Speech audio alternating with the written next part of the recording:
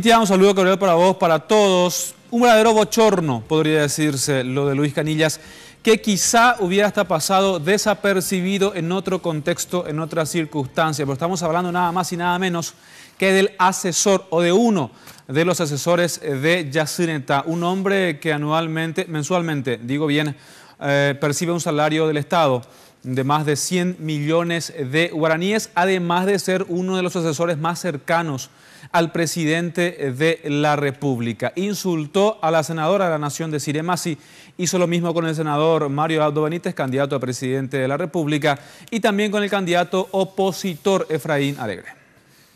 Esta hija de no me dejan paz. En el video podemos observar que sus acompañantes habían colocado una imagen corpórea a escala humana de la senadora Desirée Massi del Partido Democrático Progresista.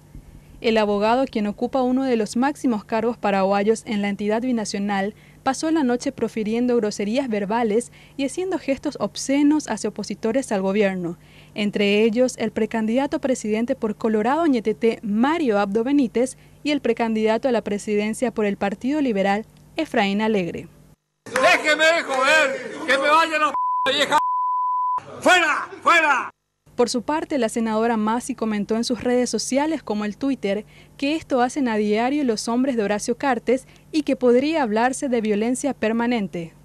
En tanto, el senador Juan Carlos Galaverna asegura que Canillas es una persona violenta y que hoy es una fotografía del anillo del presidente de la República, Horacio Cartes.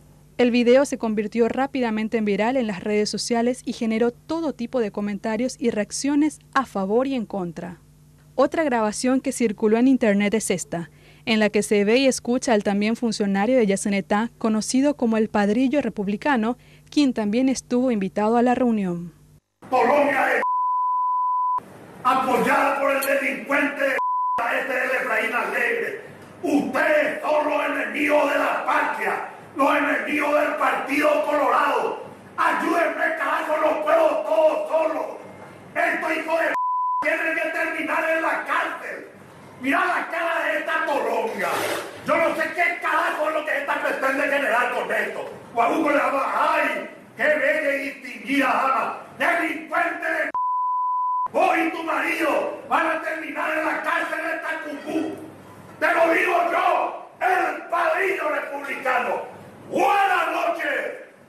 Finalmente, el diputado y presidente de la ANR, Pedro Aliana, dijo que aún no vio el video, pero expresó que está en contra de todo tipo de agresión viniendo de quien venga.